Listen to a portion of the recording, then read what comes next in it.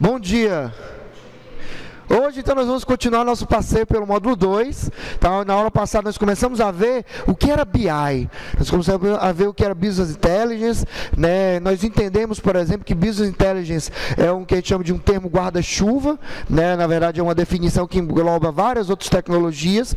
E hoje nós vamos continuar vendo, principalmente, os principais componentes, né, que compõem, que formam o Business Intelligence e que nós vamos estar estudando aqui na aula de hoje. Né? Na aula passada, nós até vimos o que era armazém de dados, e começamos também a falar o que era análise de dados. Hoje a gente vai voltar a falar desses conceitos e apresentar outros, como por exemplo, indicadores de negócio, mineração de dados, entre outros. Tá? Para você realmente ter uma visão geral dos capítulos, né, dos módulos que estão por vir. Mas antes, né, como eu tinha prometido na aula passada, a gente tem um pequeno vídeo que eu gostaria, né, que vocês, né, prestassem atenção, assistissem. Então é um vídeo pequeno, tá? Só 10 minutinhos, né, sobre a história, né, do Business Intelligence. Então um resumo, né, de como surgiu a necessidade de BI, né? E hoje, por que nós temos o que nós chamamos de BI para todos, que até a gente discutiu um pouco na aula passada, tá bom?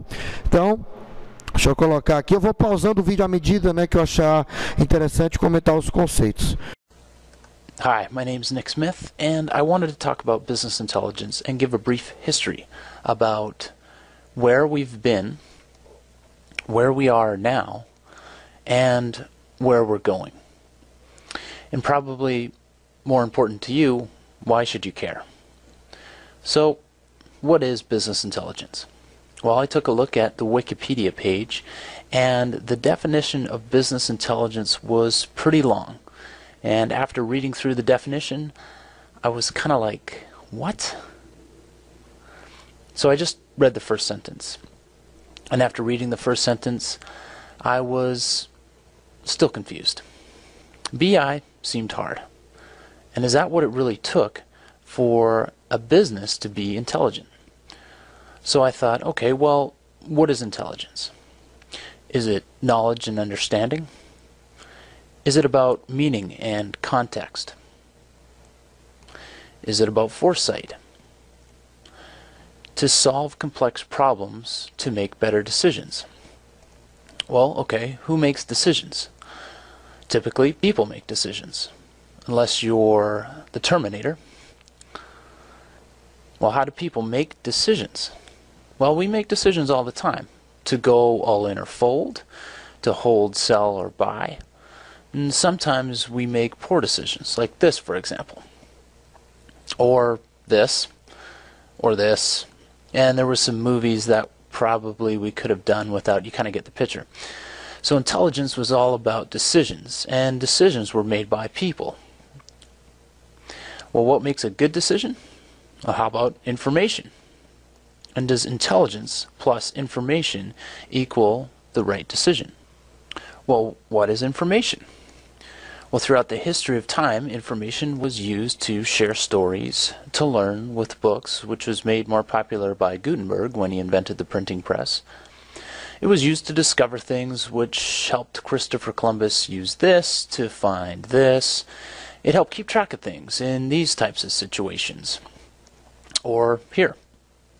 And over time, information helped provide answers to unlock secrets, which allowed for innovation from something big to small to smaller to help build something big again. So information was all about answers, and answers allowed people to make decisions. But how did business people get answers? Well, they had something called data.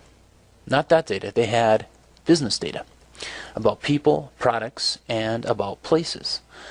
They also had questions. Which products are the best? How are my sales performing? And how are my people doing? But before they could get the answers, they needed insight into the data. Otherwise, it was just guesswork, like pin the tail on the donkey. Except you're the donkey. Data had value. It was precious. And where do you put something precious? Well, it needed to be stored. I mean, before the 1960s, data was stored here in a filing cabinet. And when computers arrived, it started to go other places like here and here. But storing data that way was kind of risky business. And it was difficult to manage. Eventually, data would be stored in something that looked like this, which they called a database, which was invented by Edgar Codd in 1969, which is about the same time we landed on the moon. So the database provided a way to store business data about people, about products, and about places. But it wasn't that straightforward. To get the data in here required a lot of expertise, and the business needed a way to enter data. And then in the 1970s, business applications were created. And so was Disco. Why business applications? Well, they provided a better way to collect the data, and you might be familiar with some of these. So the database was all about data storage, and business applications and the database were about ease of data entry and more data. Well, what about access? Did data plus access provide answers? Well, in the beginning, access wasn't easy. For example, you couldn't drive up to a database and be like, "Hey, can I have some data, please?" It wasn't that easy, and data was coming from multiple places. It was coming from business applications, and it was in the database. Well, why not access one at a time? Well, they tried that with reports, but those were one-dimensional and could only provide access in silos, which meant the data was fragmented. They needed more insightful access across multiple locations, so they moved the data into a data warehouse, which was made popular by these guys in the early 1980s. And there were other things going on in the 80s, like Lionel Richie and Wham was making it big. But now the data could be organized, and it could come from multiple locations to be managed and accessed, and now the data could be served. So data access and management equaled consumption, and this is what I like to call business intelligence 1.0, where BI tools could report and analyze on the data. And in 1989, the term BI was born. BI vendors started to pop up, and they promised more access across multiple locations to report and analyze on the data. Well, why did they want to do this? Well, they wanted to make money for one, but more data equaled more demand. And the business wanted data faster. And at this point, BI was all about performance. So what happened next? Well, the data didn't stop, and along came the World Wide Web, and things began to move more quickly. The business needed answers, and fast. And in the 90s, more BI tools popped up. And there was lots of them. There was information management tools, there was query reporting and analysis tools, there was performance management and data visualization tools. They were everywhere, and they still didn't work because the data usually wound up here, which became this, which eventually became this, which prompted this guy to write this book and created a whole bunch of frustration. Because there was no single version of the truth. So in summary, BI tools created more access, and more access allowed for multiple versions of the truth and more frustration. There was a new challenge of data management. Well, what about cost? All of these tools were expensive, and they were hard to maintain. The BI vendors needed a way to offer more functionality at a reduced cost. So this is when the BI platforms emerged, and that led to acquisitions. And all of these vendors mostly wound up here. And this is what I call Business Intelligence 2.0, where there were more BI tools, more BI functionality, offline and online access, and market consolidation. And at this point, business intelligence was a top priority. It was big time. It was bigger than LeBron James. But it still didn't work. Something was broken. Kind of like Charles Barkley's golf swing.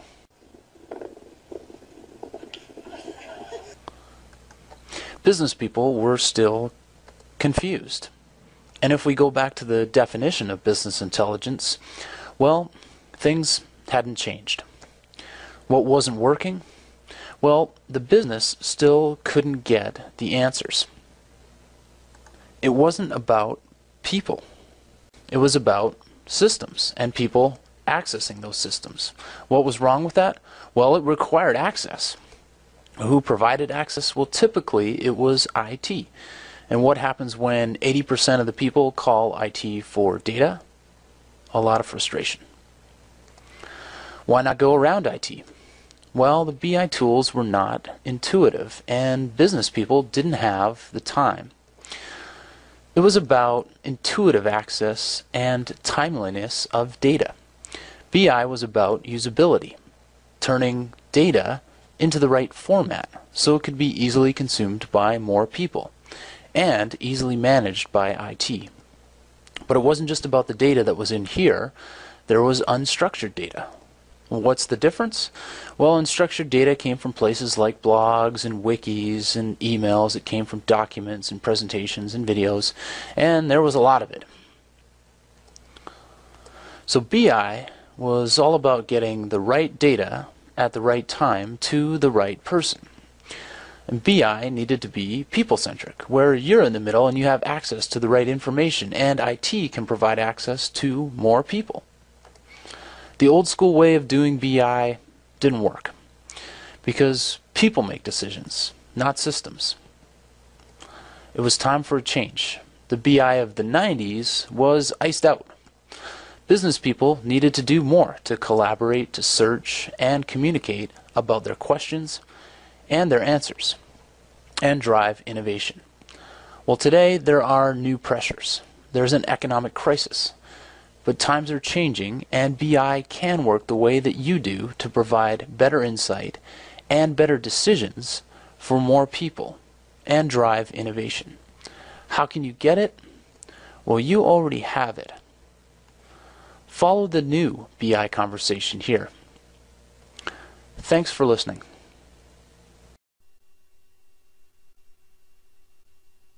Então, né, ele começou falando um pouquinho sobre a definição de BI que tem no Wikipedia. Realmente é aquela definição mesmo. Se você entrar na versão em inglês americana, você vai ver que é aquele parafraseado todinho, né, que realmente deixa a pessoa confusa. Então, ele já está entrando aqui na mérito exatamente da questão de tomada de decisão que a gente viu no primeiro módulo, né? Então, ele vai falar um pouquinho exatamente sobre o tomador de decisões. Então, exatamente como nós tínhamos comentado já nas aulas passadas, né, ele chega à conclusão, né, exatamente que informação provê respostas. Né, exatamente respostas para tomar decisão, como ele acabou de exemplificar. Então, observe que aquele módulo 1, né, que a gente viu, exatamente sobre tomar de decisão, quem é o tomador, a importância de uma boa decisão, exatamente o que ele está relembrando aqui, que é realmente a base do porquê que, por exemplo, vocês têm essa disciplina, esse sistema de apoio à decisão aqui na Facet. Tá? Então, exatamente, é prover respostas. Respostas exatamente que vão auxiliar você a tomar decisões no seu negócio. Tá? Continuando mais um pouquinho. Então, ele acabou de comentar aqui que antes, né, os dados eram, né, realmente em gabinetes, né, que eles chamam, que a gente chama de arquivos aqui, né, a tradução, né, seria arquivos em papel.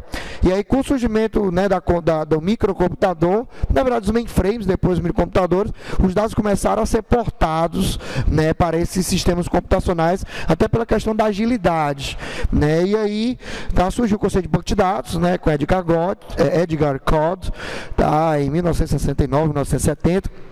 E daí começou-se a guardar os dados em bancos de dados, né? Não era ainda os SGBDs, era somente bancos de dados, estruturas que você tinha que programar, tinha que colocar dentro, né, da sua aplicação, né? Você estudar banco de dados deve lembrar, né, que as primeiras aulas o professor chega e diz assim, ó, mas onde ficavam os dados antigamente? Aí começa a falar de arquivo texto, né, que o desenvolvedor tinha que fazer toda a parte de banco de dados também, né, junto da aplicação COBOL, ou Pascal, ou Clipper que ele tinha, e daí isso não era proveitoso porque gerava vários problemas, por exemplo, concorrência, a segurança, controle de acesso, né? Então ficava complicado, porque toda vez que fosse fazer um novo sistema, você teria que implementar isso tudo de novo.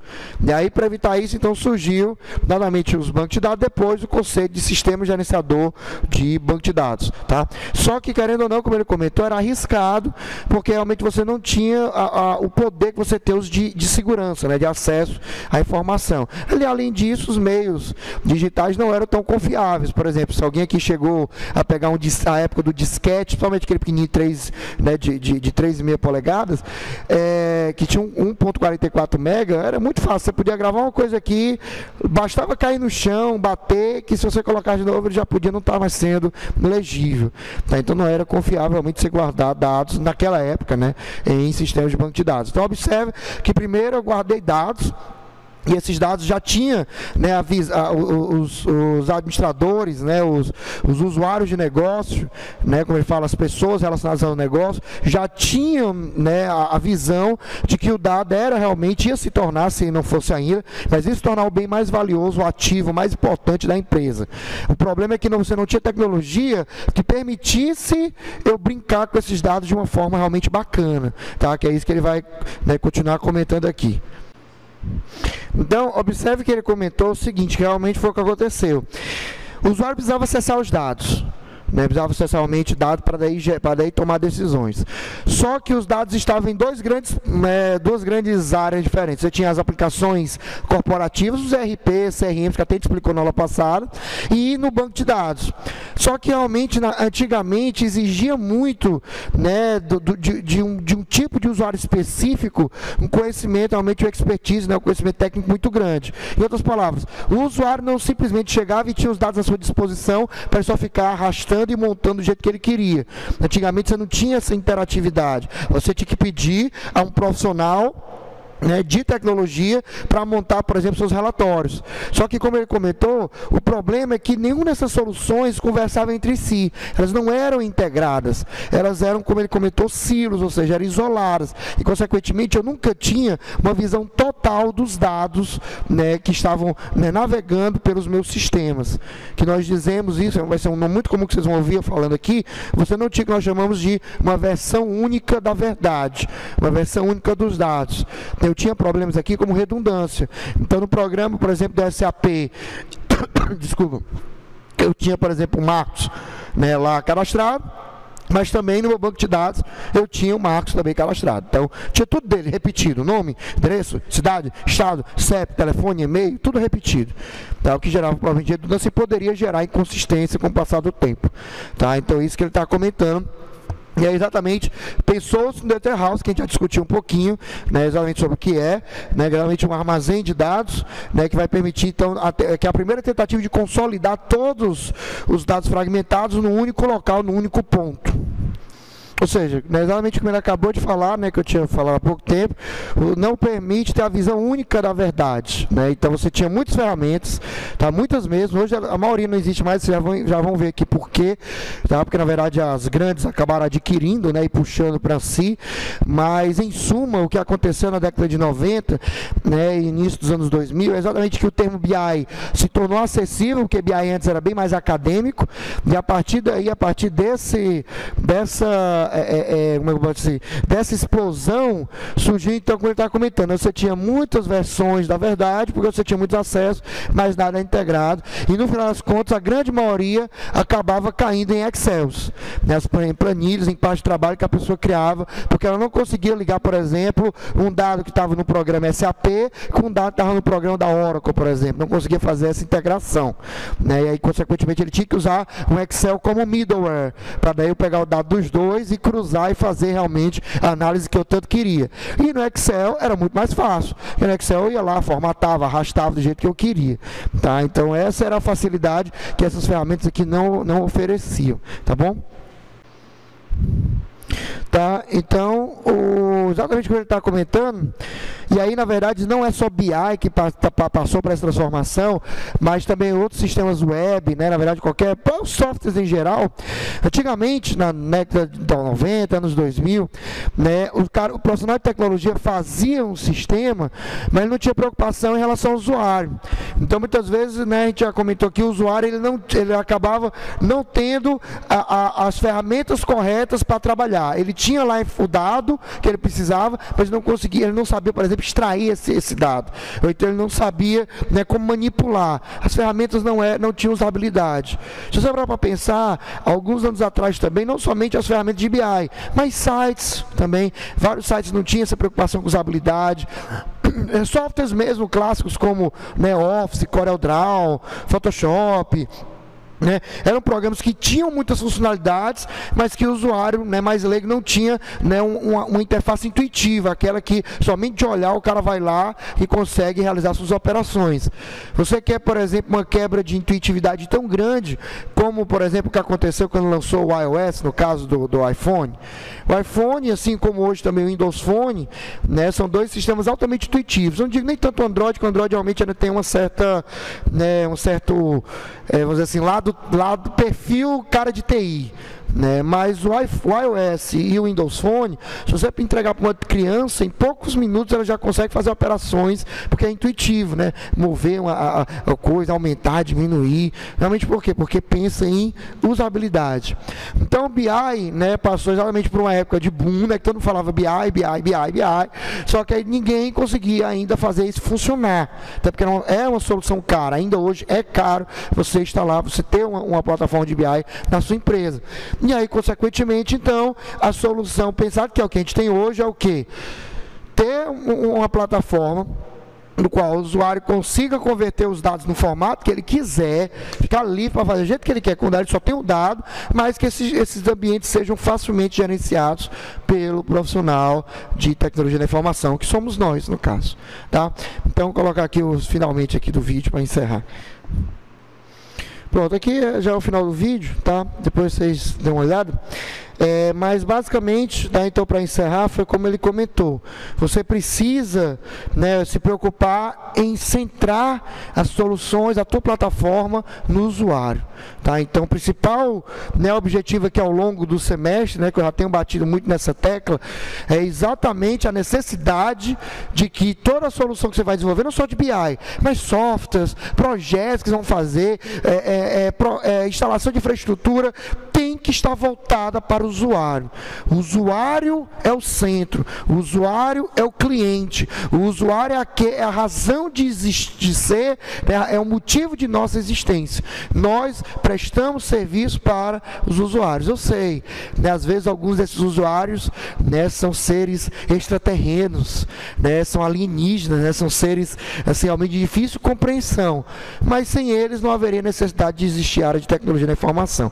Então é muito importante, muito mesmo, que vocês tenham essa visão de que o BI é centrado em pessoas. E nós vamos ver exatamente como você consegue montar uma plataforma para oferecer a essa pessoa acesso na forma que ela quer, no momento que ela quer e acessar os dados da forma que ela achar melhor.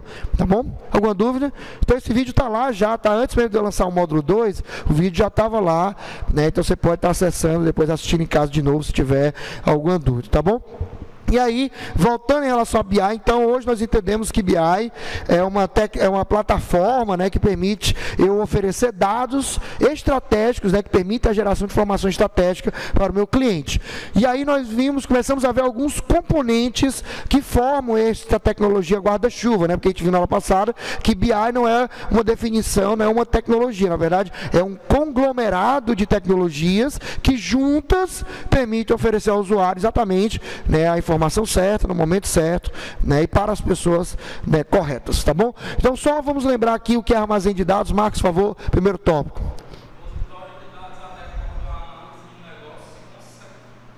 E consequente. Ou seja, então nós vimos que, nós até comentamos, esticamos um pouquinho, está até no vídeo, você que está assistindo a gente, se não viu a aula passada, só na playlist, voltar para a anterior, que está até já na internet, eu coloquei na segunda-feira ainda. Lá nós comentamos, e vamos só reforçar aqui, que um data warehouse é um banco de dados, só que é um banco de dados desnormalizado, ou seja, um banco de dados no qual ocorre redundâncias, mas é porque esse banco é voltado exclusivamente para leitura, exatamente, ele não se preocupa em economia de espaço, e ele não se preocupa com redundância, que é exatamente o objetivo da normalização. Então, quando vocês fizeram um banco de dados lá, né, há uns 2 semestres, 3 semestres atrás, o professor explicou para vocês normalização, para que vocês evitassem erros como redundância, ou seja, repetição desnecessária de dados. dado. Só que ao criar o conceito de relacionamento, chave primária, estrangeira, aquele negócio todo, você estava ganhando em espaço, em disco, eliminando redundância, mas perdendo em desempenho, porque para ter a visão total e única da verdade, como ele comentou aqui no vídeo, eu teria que fazer vários joins, né? Vou juntar lá 2, 3, 4 tabelas, cada um usando joins lá, para daí eu ter a informação em sua totalidade. Já o Data House não se preocupa com isso, é exatamente o contrário. Ele pega os dados, né, que estão num banco normalizado e ele junta, realmente ele mescla, gerando uma versão única, ainda que redundante. Então, como eu comentei na aula passada, imagina que eu tenho um Data House que armazena, né, os pedidos e os clientes daqueles pedidos. Num banco convencional, como é que você faz? Você cria uma tabela cliente, uma tabela pedido, e aí a chave primária de cliente, a chave estrangeira em pedido, e aí você faz tudo direitinho lá, né, como manda, né, o figurino de banco de dados. Num Data House isso não acontece. Você vai ter o quê? Uma tabela só, onde vai ter pedido, e aí vai ter código do cliente, nome do cliente, tudo do cliente, e depois os dados do pedido. Então, João, se um cliente tiver feito 100 pedidos, num banco relacional, eu só teria o quê? Para cada pedido, a chave, né, o código, né, do cliente, para daí eu acessar os dados do cliente lá no banco relacional. Num Data House, eu vou ter 100 vezes a informação repetida, ou seja, eu vou ter 100 vezes o nome do cliente, 100 vezes o endereço do cliente, 100 vezes, né, o e-mail, ou seja, tudo do cliente, para cada pedido. Embora eu pode parecer um problema de espaço, mas eu ganho muito em tempo de consulta, porque o SGBD não vai precisar acessar 2, 3 tabelas e fazer algoritmos de merge, né, de join. Vocês devem ter visto isso, né? Você tinha o merge join, desculpa, merge join, hash join, como é, meu Deus? Merge, hash, aí tem o outro também que é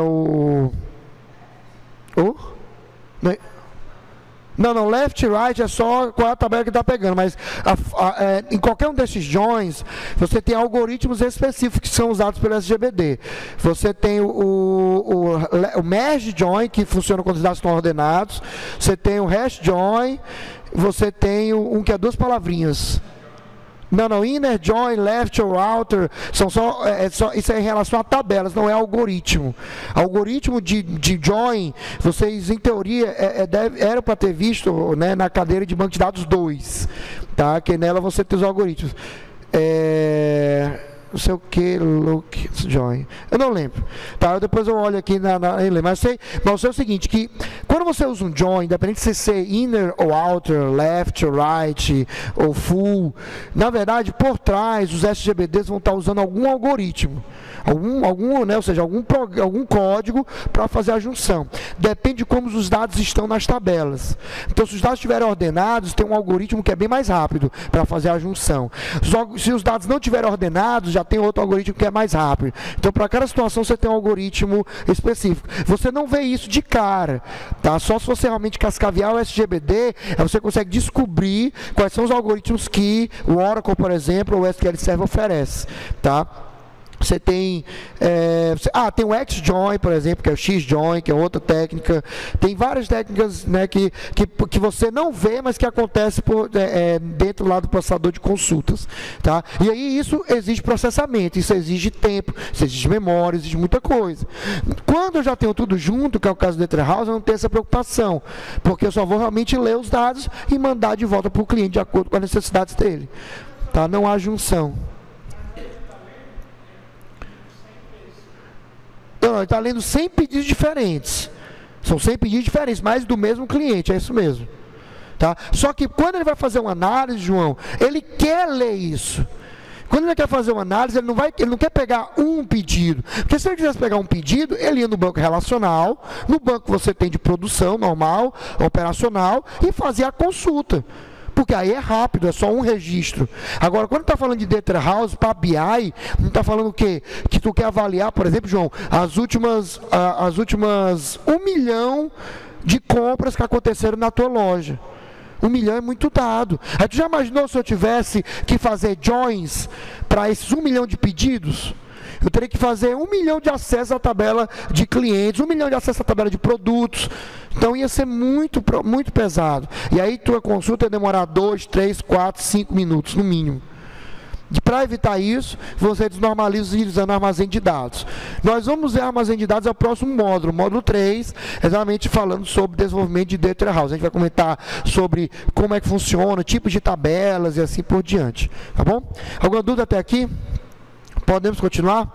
Então, esse conceito, como eu já mostrei, não vamos precisar ver o restante do slide. Vamos para a análise de negócio, que foi o assunto que a gente parou na aula passada. Roberto, por favor, o primeiro tópico.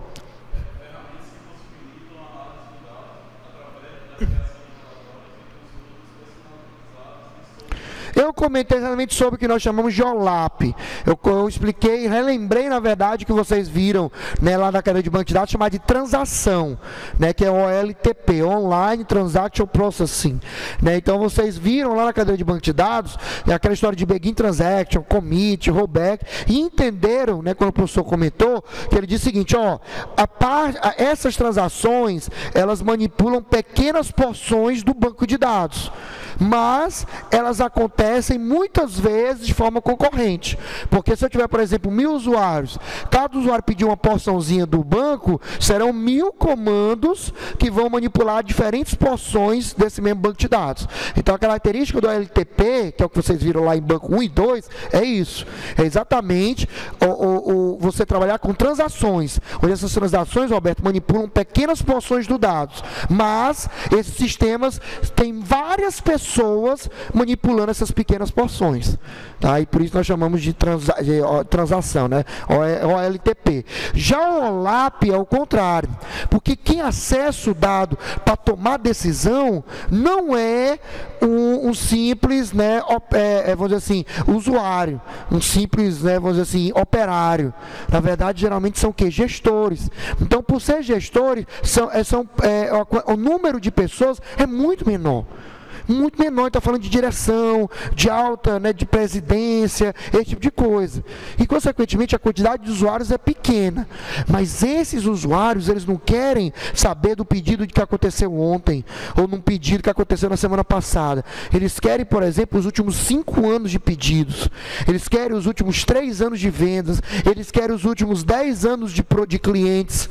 Então, é isso que eles querem manipular grandes volumes de dados, incluindo o seu histórico. O ponto mais importante aqui é o histórico, porque um banco transacional, um banco relacional, como vocês aprenderam em banco 1 e 2, ele não se preocupa com o histórico.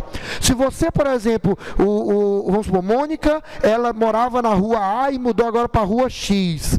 Então, se eu alterar lá no banco, lá no cadastro dela, você concorda que eu perco a informação, a história de que uma vez ela já morou na rua A? Num caso do OLAP, não. Eu preciso saber toda a história dela, todo o histórico dela dentro da minha empresa. Porque muitas vezes eu posso identificar mudanças de perfil porque ela mudou de endereço, por exemplo. Ela comprava muito na minha loja quando eu morava aqui, mas depois que ela se mudou para cá, ela passou a não comprar tanto. E quem sabe, se eu descobrir que vários clientes naquela região compram o meu, mas não compram tanto, pode ser uma deixa para eu abrir uma filial da minha empresa naquela região. Então é muito importante, o OLAP ele trabalha com histórico, ele se preocupa em toda a sua carreira dentro, né, do banco de dados, e não somente a situação atual. Então, resumindo, para a gente continuar, um banco de dados relacional, né, na verdade um sistema OLTP, se preocupa apenas com o presente, com a situação de agora. Já um OLAP, ele quer saber toda a história, desde o começo, desde a primeira vez que você entrou no sistema, né, da empresa até o dia atual. Ele se preocupa sempre com o que já passou para fazer daí a análise, tá bom? Nós comentamos, né, que também é chamado de OLAP, e esse sistema permite o usuário identificar com rapidez e facilidade as tendências de negócio, tá bom? Diga, João. Já vem mastigado. A gente vai ver que, eu já vou comentar aqui, tem uns slides aqui mais na frente, a gente vai aprender a criar uma estrutura, João, chamada cubo. Esse cubo, na verdade, é uma espécie de cruzamento das informações. E esse cruzamento já é exatamente o dado mastigado. Você já vem no ponto do usuário realmente só plotar num relatório e ele dizer o que ele quer. É isso mesmo. Tá? Diferente do que você tem no sistema transacional. tá? Que realmente você teria que fazer joins e mais joins, wheres, esse tipo de filtragem, having, group by, para daí ter algo próximo do que você tem em milissegundos usando o OLAP. Tá? Então, não é que você não consiga fazer as consultas pesadas usando linguagem SQL, mas o comando fica tão grande, que demora a consulta para fazer, e se o usuário quiser mudar, tu vai ter que reescrever a consulta. Enquanto o sistema OLAP, para o usuário mudar o que ele quer, ele só faz um drag and drop. Ele só clica, realmente arrasta. Não, agora, por exemplo, eu estou aqui com filial e produto. Agora eu quero colocar, por exemplo, vendedor, né, para o filial. Então eu só arrasto o vendedor para filial. Se eu fosse fazer uma consulta, lá ia mais um join, né? Join, vendedor, aí colocar a chave primária do vendedor com a chave estrangeira e fazer mais alguns joins, tá? Levaria tempo, e tempo para esse tipo de sistema é muito importante, tá bom? Douglas, por favor, último tópico, estas.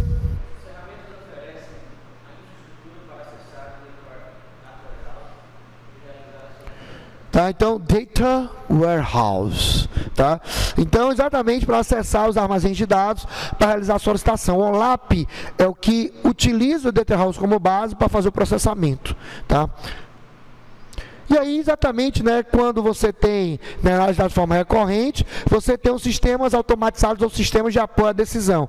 Então, para aqueles cenários que são mais comuns nas empresas, aquelas decisões que são bem simples, que formam árvores de decisão, como, por exemplo, a aprovação para você ter ou não cartão de crédito, receber ou não empréstimo, que é só basicamente sim, não, são respostas, né, binárias, você tem um sistema de apoio à decisão. Tá? Então, por favor, Júlio, sistemas oferecem.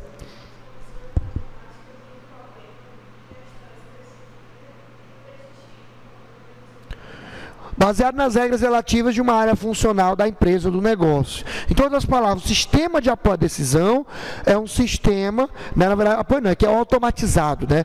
São sistemas que já respondem para você, que tomam a decisão por você. Só que essas decisões não são decisões críticas, são mais aquelas decisões corriqueiras, né, que você teria. Por exemplo, né, como eu comentei, a questão do cartão de crédito. Então, Douglas quer pedir o cartão da bandeira Visa lá. Então a pessoa coloca lá o CPF dele e aí o sistema automatizado pega o CPF e começa. Consulta no SPC, consulta no Serasa, consulta nos bancos, né, consulta no imposto de renda, e assim vai verificando os dados dele. Se tiver tudo ok, se for tudo, né, beleza, aí ele chega e o sistema retorna, ó, joinha, pode mandar, pode liberar para o Douglas aí um cartão com limite de tantos reais. Ou seja, um processo automatizado. Não é nada do outro mundo. Você não vai ter um sistema desse para chegar e dizer o seguinte: eu devo abrir uma filial da minha lanchonete, por exemplo, aqui dentro da Facete? Aí já não é uma decisão automatizada. Exige realmente que o ser humano continue tendo poder neste processo. João, você vai falar.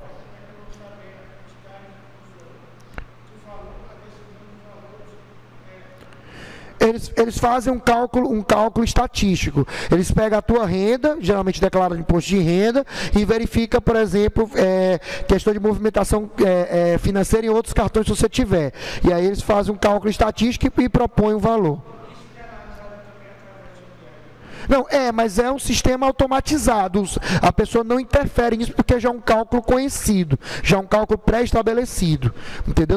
Não existe aqui probabilidade. Aqui já é realmente, eu pego o salário do Douglas, quanto ele movimenta de cartão, jogo nessa fórmula e ele me dá o valor. Pronto. É assim que funciona. É uma equação matemática aqui, não é probabilidade. Não é a parte de você verificar qual é a probabilidade do Douglas ser um péssimo cliente. Não existe. Aqui realmente ou é preto ou é branco. Aqui realmente ou é 0 ou é 1. Aqui realmente não tem. Esses sistemas trabalham naquele esquema de árvore de decisão que a gente até comentou no módulo 1. Basicamente, a partir da decisão, eu vou para outra, eu vou para outra. A partir de uma, sim ou não, eu vou para outra, eu vou para outra. Então, eu vou realmente fazendo, né, percorrendo caminhos já previamente estabelecidos. É igual, para encerrar esse exemplo aqui, é igual que você tem hoje nos postos de saúde. Se você for no posto de saúde, né, também hospitais particulares, se você for qualquer qualquer instituição de saúde, para público ou particular, se você procurar nas paredes, você vai ver que tem um cartaz, um momento desse tamanho, exatamente representando qual seria, né, as possibilidades de dengue, né, como identificar os sintomas, o que é que deve ser feito ou não. Ou seja, uma árvore de decisão. Eu poderia criar um sistema que automatizasse isso, porque ele diz assim, o papel que diz assim, quantos sintomas desses a pessoa tem? Aí, se tiver mais de 3, aí faz isso. Se tiver menos de 3, faz aquilo. Então, é exatamente um sistema automatizado. Só que ali está num cartaz. Mas você poderia desenvolver isso no computador. Para o próprio usuário, por exemplo, sei lá, um sistema na internet, a pessoa vai lá, coloca os sintomas e ele vai avaliando, de acordo, né, com a decisão lá do cartaz, lá do painel, que foi distribuído pelo governo do estado. Tá, ok? Então é um exemplo de sistema, né, automatizado. Eu poderia exatamente né, já deixar as respostas previamente definidas. E aí, só de acordo com os valores que eu vou informando, eu vou indo para um canto ou para o outro. Em outras palavras, é um algoritmo. Sistemas de apoio à decisão são simplesmente, né, sistemas que executam algoritmos que tomam decisões de acordo com a entrada. Só isso. Tá bom? Ok, João? Douglas, tranquilo? Mônica? Tudo bem. Então, continuando, tá? Né, vamos falar agora de mineração de dados. Então, para esse conceito importante, Roberto, por favor, mineração de dados, primeiro tópico.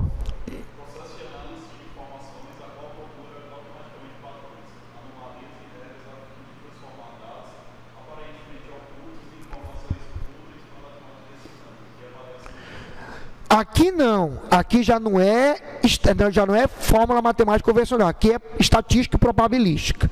Então aqui exatamente são algoritmos que pegam volumes, né, várias transações, vários dados e ficam cruzando entre si na tentativa de encontrar alguma ligação, algum padrão ou algum desvio. Você pode fazer a mineração procurando padrões ou procurando fora do padrão. Por exemplo, aquela história, né, que eu comentei no primeiro dia de aula da cerveja e da fralda é um exemplo de mineração. Nesse caso, é um sistema que foi atrás de um padrão, ou seja, ele foi procurar nos dados, né, se existia alguma relação entre algum produto, né, alguma compra de produto, ou seja, tentou estabelecer um padrão de compra. Mas eu posso ir atrás também de coisas que não são padrão, porque pode ser um nicho de mercado que eu não atendo. Por exemplo, né, imagina que eu tenho uma empresa que, em teoria, é voltada para a classe A e B, mas aí eu, usando mineração, eu percebo, né, que existem alguns clientes da classe C, né, financeira, que compram o meu produto. Ora, então eu posso pensar numa linha especial para essa classe, porque eles estão fora do padrão que a minha empresa atende. Então, mineração, ela ou vai atrás de algo, né, de uma relação, de um padrão que você desconhece, ou vai atrás de uma coisa que está fora do padrão que você conhece. Tá? Então, tudo utilizando estatística.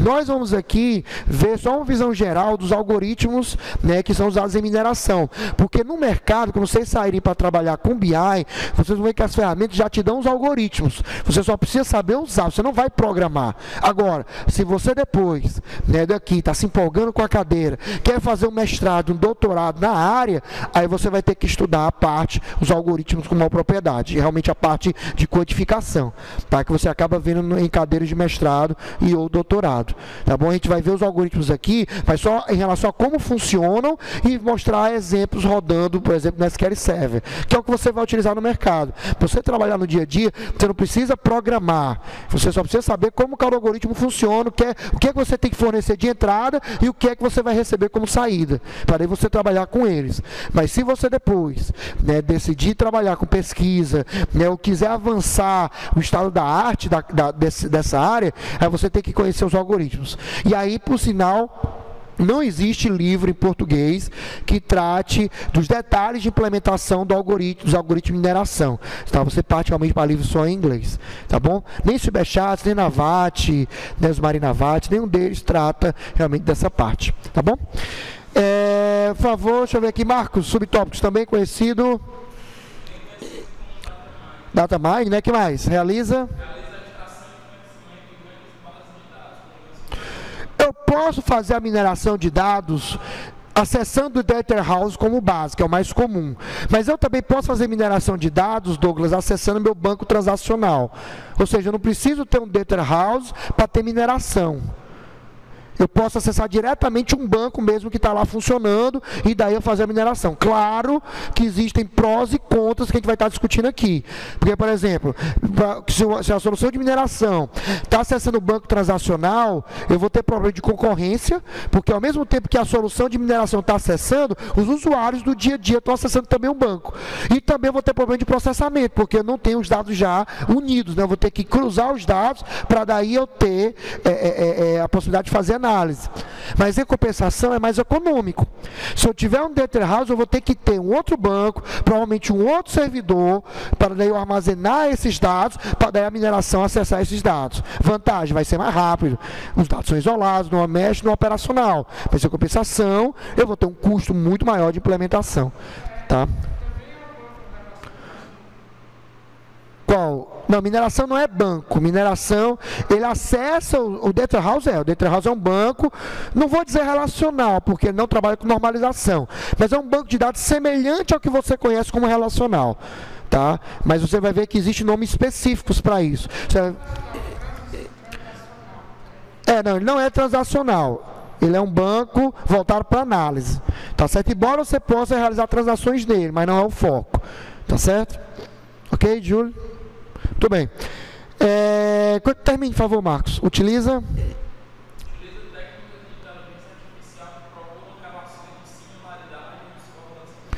inteligência artificial aqui, você viu, professor, uma inteligência artificial é estatística. Se você já estudou, fez a cadeira de IA, você deve ter visto que nada mais são do que probabilidades. Então, você, no fundo, está trabalhando com estatística. Está usando algoritmos que vão te gerar um possível comportamento. Então, a ideia da mineração é exatamente essa, gerar possíveis relações de similaridade ou de discordância. Ou seja, atrás de padrões ou atrás de algo fora do padrão. Tá? Então, essa é a ideia da mineração. É o ponto clímax da cadeira, a gente vai estar exatamente o último assunto do semestre é a mineração, tá? Porque exatamente já é um assunto bem high level, vamos dizer assim, você já vai saber o que é o LAP, já vai saber o que é data house, já vai saber o que é os KPIs, para daí você realmente ir além. Então a gente vai começar vendo o data house, né, que exatamente mostra, né, o passado junto com o LAP. Aí depois você vai aprender os KPIs, que são os indicadores para você monitorar o presente. E por fim você aprende a mineração para tentar, né, predizer o futuro. Então a gente começa com o passado, depois presente e vai até o futuro. Tá bom? Alguma dúvida, alguma pergunta sobre mineração? Por favor, Douglas, último tópico, a mineração.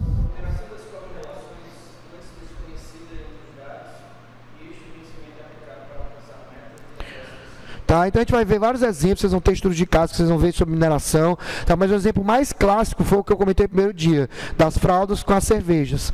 Né? Você não tinha, né, nenhuma relação, assim, você fazendo uma consulta, um relatório, você não ia nunca descobrir uma relação entre fralda e cerveja. É o que exatamente que a mineração faz. Ela tenta descobrir relações, né, mais inusitadas entre os dados do teu negócio. Tá bom? E, consequentemente, através dessa informação, Roberto, eu consigo, então, tomar decisões que vão mudar o futuro do meu negócio, o futuro da minha empresa. Tá bom? Alguma dúvida, alguma pergunta? Nenhuma? Tá? Muito bem. Então, continuando, né, então nós temos agora outro tópico que seria o gerenciamento de desempenho de negócio, que são os KPIs, que a gente chama, os indicadores de negócio. Tá bom? Então, deixa eu ver aqui. Marcos, primeiro tópico. Este componente.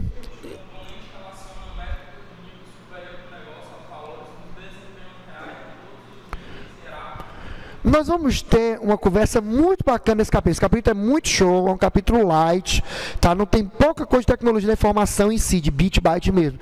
Mas é um capítulo muito de administração. Nós vamos falar, por exemplo, nós vamos relembrar aquela história de missão, visão, mas da forma correta. Porque o pessoal banaliza, né? Quando você vê a administração, missão, visão, e acaba não entendendo a real necessidade de você definir isso.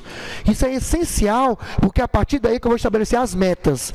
E as metas, então, é onde eu quero chegar, né? Seriam os valores, os indicadores que eu quero alcançar. Você vai ficar toda hora comparando com o que você tem hoje. Essa comparação entre onde você está e onde você quer chegar é exatamente a área de gerenciamento de desempenho, que são através de indicadores, usando tecnologias, né, como Scorecard, Six Sigma e Dashboard.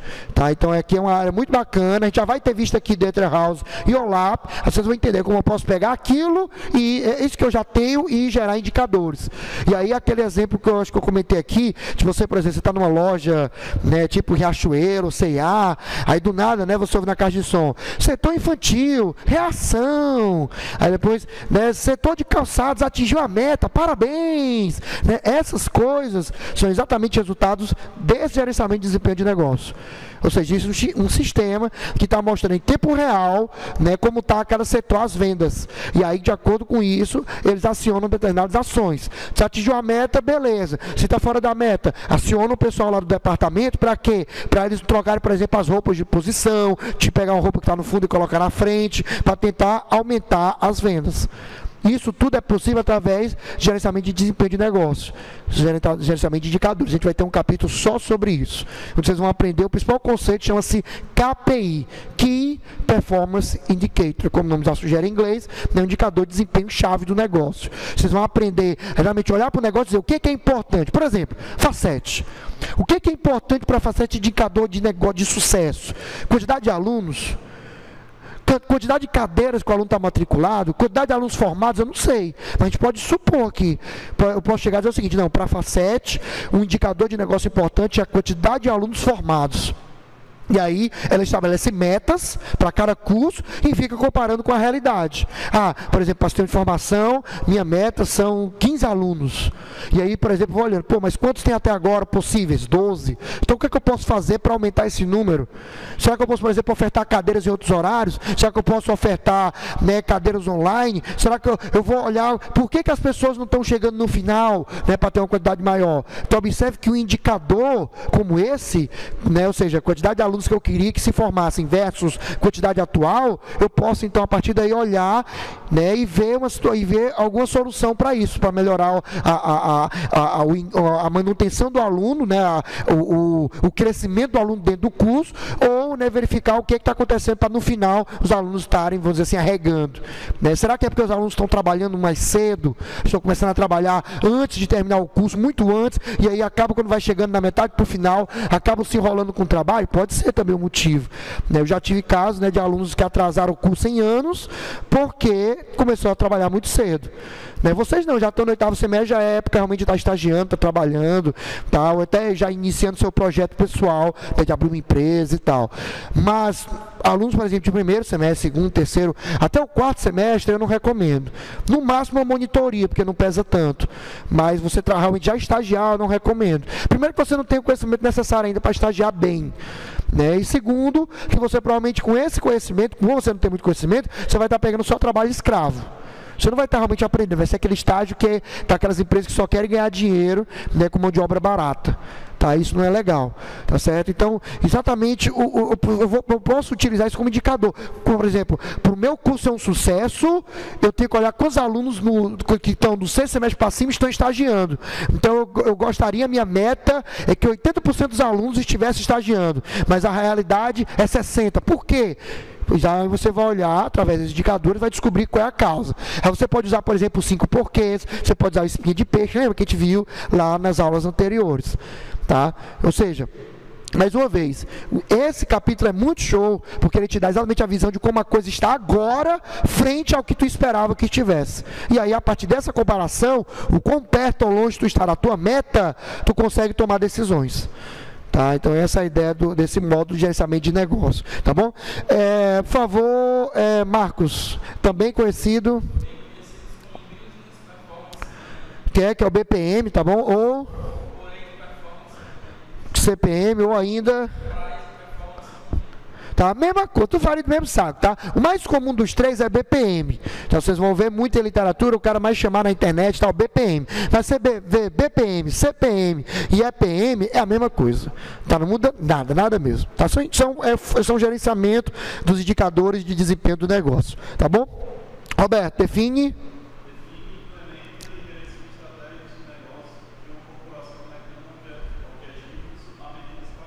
Ou seja, conectando os objetivos que você estabeleceu para o seu negócio aos indicadores, às métricas que você tem naquele exato momento. Então, mais uma vez, é exatamente aqui onde acontece o pulo do gato, onde eu ligo os objetivos bonitos que você definiu da sua empresa a métricas realmente para saber se está ou não próximo. Por exemplo, objetivo, Facet, ser reconhecida como a melhor instituição de ensino nos cursos de sistema de informação. Pronto, esse é o objetivo. Mas o que significa isso a nível numérico, a nível de indicador? É ter, por exemplo, tantos alunos formados todo ano, sei lá, ter 30 alunos formados todo ano. Pode ser uma métrica para indicar que o curso é um sucesso. Então, através dessa métrica, eu vou ter então um indicador de sucesso. E aí eu vou olhando quantos alunos estão se formando e se está perto ou não desses 30 que eu queria. Tá? Nós vamos ver que isso aqui é uma arte, né? Querendo ou não, porque às vezes a pessoa acaba estabelecendo metas absurdas, ou subvaloriza e coloca metas muito fáceis de serem atingidas. E nós vamos discutir que você tem que ter um bom senso, um meio termo. Você tem que estabelecer uma meta realmente que o ideal é que você chegue o máximo possível próximo, mas que você não atinja. Para você realmente até descobrir até que ponto, qual o limite do teu negócio. Tá bom? Mas a gente vai discutir sobre isso no módulo 5. Tá? 4 é 5, é o penúltimo, acho que é o penúltimo módulo, exatamente. Tá? Que a gente fala sobre esses indicadores de negócio. Tá bom? Julie, combina?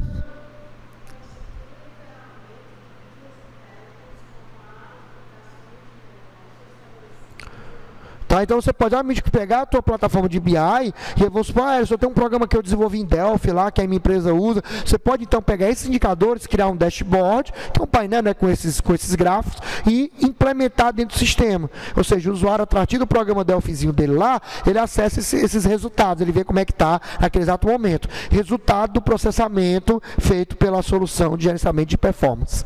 Tá bom? Alguma dúvida, alguma pergunta? Nenhuma? Muito bem. Continuando, tá? Só falando mais um pouquinho sobre esse assunto. Deixa eu ver, Douglas. O principal objetivo...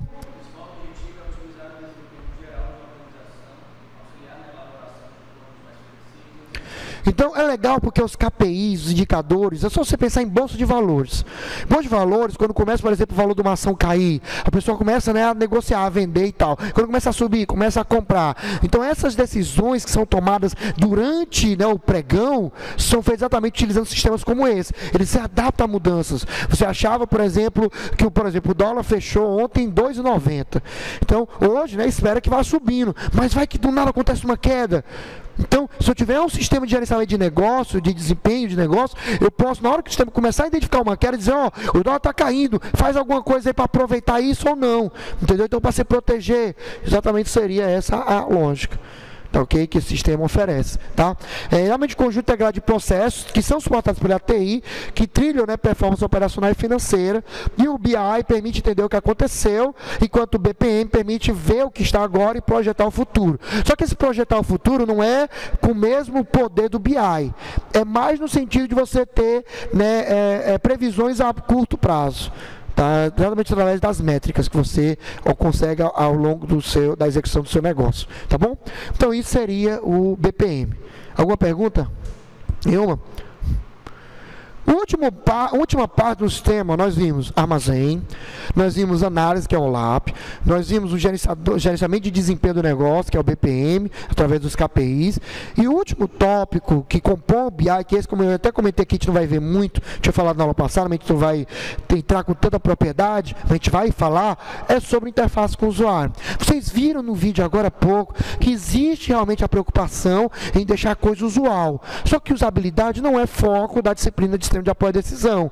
Na verdade, usabilidade, eu acho que vocês tiveram uma disciplina que tratasse de IHC, interface homem-computador, tá? Ou algo parecido, não sei o nome aqui da grade, mas geralmente vocês têm, né, alguma disciplina que fala sobre questão, por exemplo, teoria das cores, disposição de elementos numa janela, tamanho de botão, pode ser sistema multimídia, tá? Diga, Douglas.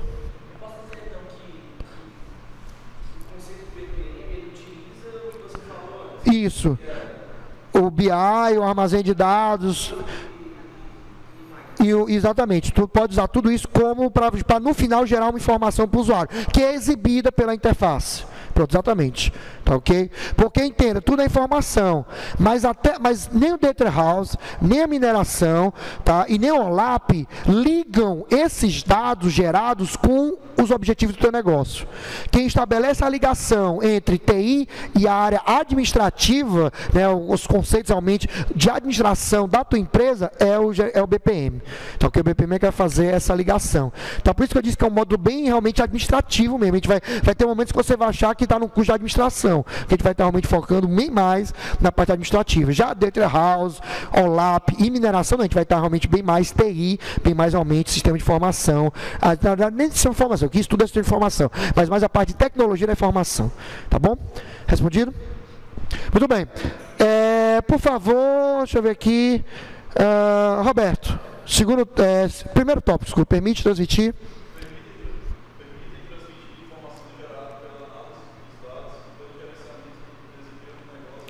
Tá? E pelo escopo empresarial de BI, as soluções, né, devem possuir muitos auxílios visuais para os executivos. Como eu disse, soluções drag and drop, soluções web, soluções mobile, que permitam ao usuário executivo, a qualquer momento, ele só abrir o seu celular e montar e ver a informação do jeito que ele deseja. Então isso é o que a interface com o usuário vai permitir.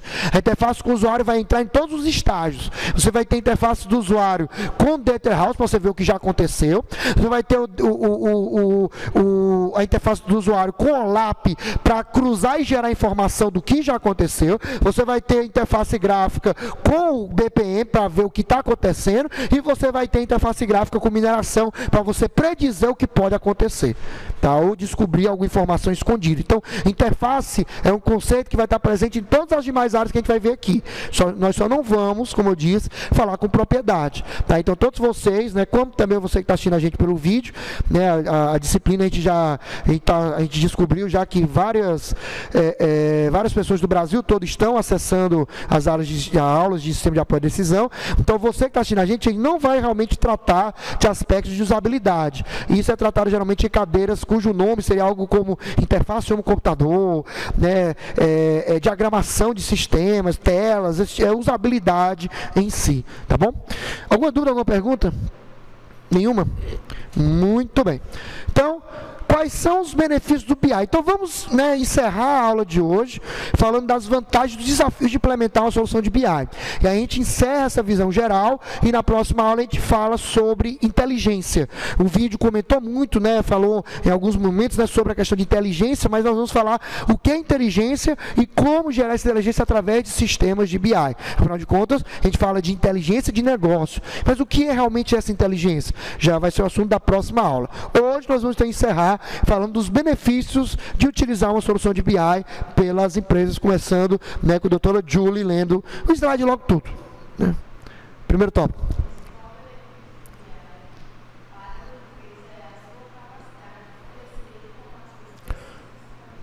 E aí, relembrando, né, continue.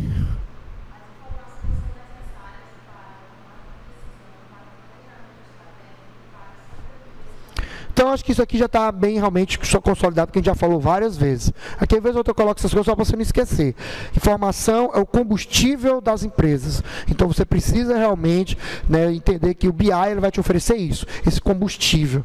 Tá? Mas que ainda assim, o pulo do gato continua sendo pessoas. Os sistemas de BI são centrados em pessoas e não em sistemas, tá? De sistemas de software. Ok? E aqui nós temos duas pesquisas que foram realizadas, onde pediam para os executivos listar quais eram os benefícios de usar uma solução de BI na empresa deles. São duas pesquisas diferentes, tá? A pessoa podia responder mais de uma opção, se quisesse. Então a pessoa marcava tudo que achava que era vantagem quando usava uma solução de BI. O legal observar aqui é que os custos, que geralmente aqui no Brasil, né, o empresariado brasileiro, cearense, tem uma visão muito fechada. O negócio dele é o dinheiro, já que entra ou não. Ele não entende que, por exemplo, com o tempo, e você solidificando, né, realmente no dia a dia, você acaba, né, tendo muito mais dinheiro do que você pensar naquele momento. Um exemplo besta, né? Quantas vezes você não ouvir alguém, ou até mesmo vocês já sofreram problemas de você chegar para um vendedor, o vendedor fazer aquele queixozão, não ser sincero com você acabar comprando um produto, e depois você vê que o produto não era aquele que você precisava, ou não atendia todas as suas necessidades, porque o cara queria ganhar comissão naquele momento. É raro você ter um vendedor, eu já vi, mas é raro você ter vendedor que chega, por exemplo, você diz, ó, queria tal, o cara chega, ó, realmente esse produto aqui não te atende. Ou então chega, ó, esse produto aqui tu não precisa comprar. Eu vou te dar um exemplo besta. Eu estava uma vez na Nagem, e aí lá tinha um vendedor, acho que não está mais não, faz muito tempo isso, foi em 2010, 2011, e aí eu estava lá, eu sempre gosto de entrar na loja de informática para ver, né, se tem alguma novidade, algum produto e tal. Aí eu estava lá olhando e de repente eu ouço um cara falando assim: você está adquirindo seu computador, né, agora novo e tal, está aqui o seu computador, por que você não compra um antivírus? Né, tome aqui um Norton para você, né, ó, compre aqui, baratinho, você tem licença aqui, se protege contra vírus e tal. O cara era um usuário doméstico. Só o que tem na internet, até o próprio Windows já vem com antivírus. Mas se você não quiser o antivírus da Microsoft, tem o Avast, tem o AVG, tem um bocado de antivírus gratuito. Para que o cara vai pegar e vai empurrar um antivírus como o Norton, que é pesado, né, hoje é um antivírus realmente pesado nas máquinas, para poder, né, o cara ter só realmente visando o quê? O lucro. O cara podia muito bem ser sincero, chegar e dizer: ó, cara, fala o seguinte, tu entra nesse site aqui, tu baixa esses antivírus, tu instala, tu vai ver que é fácil de instalar e você vai ter a mesma segurança que você teria, né, usando o Norton. Nesse momento eu teria o quê? Ganhar do cliente, que o cara vai chegar e dizer: poxa, o cara foi sincero, o cara podia ter vendido o antivírus para ganhar a comissão, mas não, ele preferiu me orientar da forma correta. Você volta para esse tipo de vendedor, você procura esse tipo de vendedor. Cara que chega e vende só para ganhar a comissão e depois, né, tá pouco se lixando para você, é o tipo horrível. E exatamente, infelizmente, aqui no Brasil, a gente tem ainda a maioria dessa forma, ou seja, que pensa só no lucro, ou seja, né, de ter economia, né, ou consequentemente gerar lucro para a empresa. Tá? Isso não pode ser o objetivo. Essa pesquisa, claro, foi feita com empresas americanas, então por isso o perfil é diferente. Na outra pesquisa, ó, maior receita vem, ó, por último também, ó, ou seja, lucro. Dinheiro é consequência, não é objetivo. Se você fizer o seu serviço, prestar o seu serviço bem, com o tempo você vai estar firmado no mercado, e aí o dinheiro é consequência. Tá? Você pega, por exemplo, pronto, pegar os grupos educacionais a nível de escola, né, não faculdade. Você pega, por exemplo, o próprio 7 de setembro, Colégio Cristos, Farias Brito, Ari de Sá, eles fazem propaganda e tal, mas porque é questão de ego. Mas vemos e convenhamos, eles não precisam. Eles já estão no momento que os próprios alunos, ex-alunos, já são resultado e eles vão e colocam os filhos deles nesses colégios. Então já está retroalimentando. Daqui a alguns anos pode ser a Facete. Por exemplo, alguns de vocês, né? Daqui a Douglas, por exemplo, tem cara de ser um cara que vai ser um pai, né, muito bom e tal, né? E aí, Douglas, quando tiver o filho dele cresce, quer fazer um curso de administração ou de direito, ou até mesmo seguir a carreira do pai, aí ele, não, né? Mas enfim, o que ele quiser fazer, aí, poxa, ele vai chegar, poxa, eu tive uma experiência tão bacana, né, lá na Facete, por que não botar meu filho lá? Não precisa de comercial, você já é produto exatamente disso. Entendeu? Aí chega, cara, lá tem. Meu filho, você vai ter um professor doido lá, que nessa época deve estar velho, né? Já banguela, mas o professor Erson lá doidão, você diga que que você é filho do Douglas e tal. Aí, mas isso por quê? Porque se preocupam. Não, eu só vou ser mais exigente. Eu vou dizer, você é filho do Douglas? Então eu vou puxar mais de você. Tá? Então, ó, mas não é uma preocupação alta essa questão de economia e lucro, porque isso vem com o tempo. E aí as empresas duram 70, 80, 100, 200 anos, realmente por causa disso. Tá? Alguma pergunta? Muitos benefícios apontados, né, pelos executivos não são tangíveis, eles são intangíveis. Exatamente porque, querendo ou não, você não consegue, no começo de um projeto de BI, quando você termina de implementar a solução, você não consegue medir já, Roberto, vamos dizer assim, benefícios, né, o impacto daquele sistema. Sistemas de BI, é importante isso, para você falar para o seu cliente, né, e até terminar a aula de hoje nesse slide, mas é importante quando vocês estiverem conversando com o cliente de vocês dizerem o seguinte, ó, nós vamos implementar uma solução de BI, mas os resultados virão com o tempo. BI não é uma coisa que você instalou, pronto, já estou economizando 30% de dinheiro, os funcionários aumentaram a produtividade, isso não existe na solução de análise de negócio. Você tem que ser realista, você tem que dizer para o cliente, ó, a gente vai instalar a solução, vai levar no mínimo 6 meses para começar, primeiro porque tem o tempo de adaptação, o tempo de transferência dos dados e processamento do que já tinha, tá? Então tudo isso conta. Então não é um sistema operacional que você instalou já ganha produtividade, não, porque o foco aqui não é produtividade, o foco aqui é gerar informação estratégica, e isso leva tempo. E isso exige também a maturidade tomador de decisão, como a gente viu no módulo 1.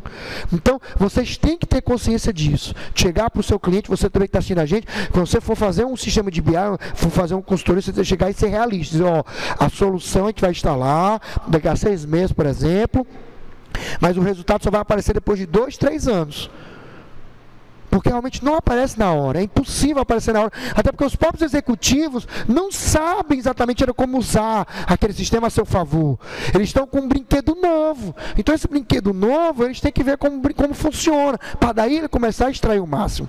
É igual vocês quando começaram a programar, vocês faziam códigos toscos, horríveis, redundantes, cheio de linha repetida e tal. Hoje não, hoje é um código elegante, né, e tal, eficiente, mas por quê? Ao longo de 4, 5 anos, aprendendo recursos, aprendendo otimização, aprendendo orientação a objeto, aprendendo estrutura de dados, aprendendo vários conceitos que permitiram você fazer códigos melhores, né, mais enxutos, mas tão eficientes ou até mais do que os primeiros. É a mesma coisa aqui, tá?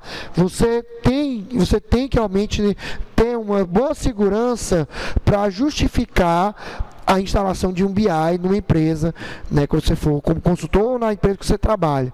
Tá? Não é fácil, mas realmente se você for munido de informações, principalmente de casos de sucesso parecidos na mesma área, vocês terão realmente sucesso na implantação de uma solução. Tá bom? Alguma dúvida, alguma pergunta? Nenhuma? Então primeiro eu vou encerrar aqui só a gravação, tá bom? E depois a gente faz o encerramento aqui da aula. Então para você que está assistindo a gente, né, observe que a gente já está entrando já na parte de BI mesmo, né? Na próxima aula a gente vai falar sobre inteligência, um assunto também muito bacana, e eu acredito que mais 2 aulas a gente deve estar acabando esse módulo. E depois disso nós já vamos falar de Data Warehouse, nós vamos realmente entrar bem forte na parte de banco de dados, tá bom? Então você que está acompanhando a gente, continue aí, você tem os vídeos das aulas anteriores, essa é a 7ª aula, né, se faz memória, né, que vai estar à disposição lá no YouTube, tá bom? E fica à vontade, qualquer dúvida, material, se quiser os slides, né, que já tem algumas pessoas pedindo os slides de outras cadeiras, se você quiser, você manda e-mail pra gente, a gente compartilha com vocês, né, sem nenhum ônus, a gente está aqui realmente para isso, a gente acredita que o compartilhamento de informação é o que faz toda a comunidade TI crescer, eu como professor e profissional, e você como aluno e também profissional, tá bom? Então um abraço e até a próxima.